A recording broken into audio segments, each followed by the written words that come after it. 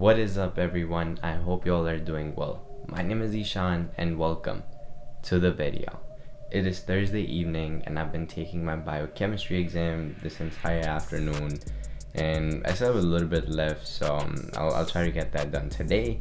And oh man, so last week I only hit 2 workouts out of the 3 that I had initially planned, and this week I've hit 1 workout so far, but I haven't gotten the chance to hit that other one yet. So I'm not sure if I'll be able to get 3 in, but I'm definitely gonna squeeze in at least 2 workouts this week.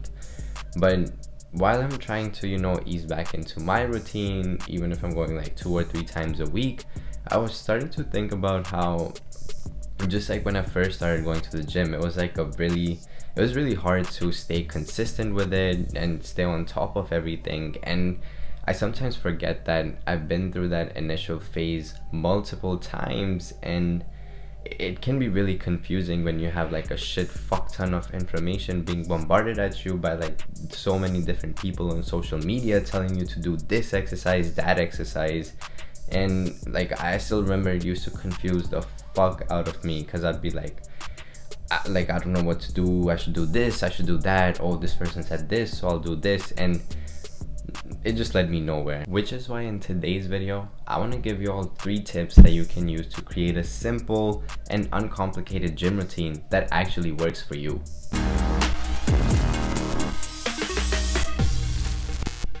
Tip number 1, find your optimal time.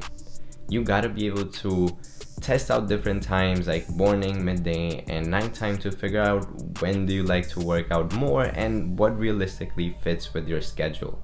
So like I love morning workouts personally, but I can't keep up with the morning workouts consistently when I'm in school with a lot of other things going on, and that's why I choose to just schedule my workouts in the evening times. And you just gotta find that sweet spot that works for you, where you're enjoying the workout but at the same time you feel like you can consistently stick to it. Now, one thing to keep in mind here would be that if you're consuming pre-workout, then you can't be taking it too late at night, because it's gonna disrupt your sleep schedule. I'll give my personal example. I work out in the evening, but I know that if I take pre-workout after like 7 or 8 p.m, it disrupts my sleep cycle, because it's just hard for me to fall asleep at night after I take pre-workout, and that's just because of the caffeine and the focus enhancing chemicals in it. And well, if you don't take pre-workout before your workouts, then this of course does not apply to you. You can ignore this. But if you do take pre-workout, you do want to make sure that you're not taking it too late at night so it doesn't disrupt your sleep. Tip number 2, focus on compound lifts and then isolation movements. So compound lifts are exercises or movements that require the use of more than one muscle group at a time to either perform or extensively support the movement. So these are things like bench press, deadlifts, squats, and shoulder press. Isolation movements, on the other hand, solely focus on one muscle group that you're trying to work on, and this includes exercises like bicep curls, tricep extensions, lateral raises. With that background said, you need to tailor your routine in a way where you're starting off with compound movements and then heading into your isolation movements.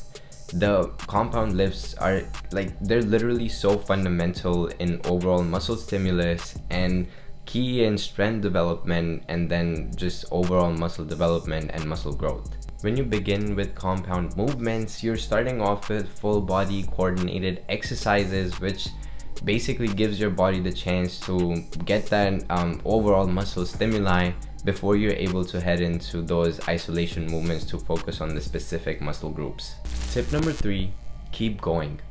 Now that you've figured out the optimal time for when you want to work out during the day and the week, and you've had that idea of starting out with the compound movements first and then heading into the isolations, then comes the important part of actually sticking to this regimen and continuing this over an extended period of time. I keep saying this, I'm going to continue to, because this is probably one of the most fundamental and important parts in making progress, and that is that the gym journey, it's not a sprint, it's a marathon, and it is going to take time for you to see long-lasting results.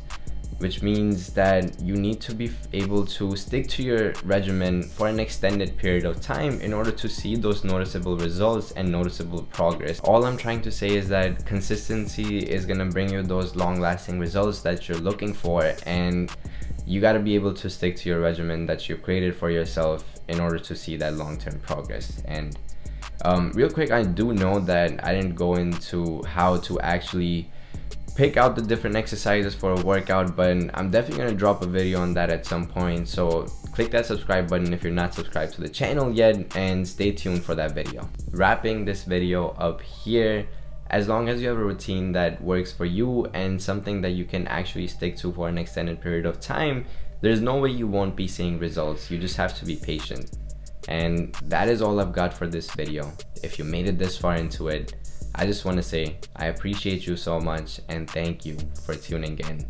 If you got something out of the video, be sure to drop a like, and if you're new to the channel, consider hitting that subscribe button and turning on notifications, because I release 2 new videos every single week, and I'm gonna catch y'all in the next one.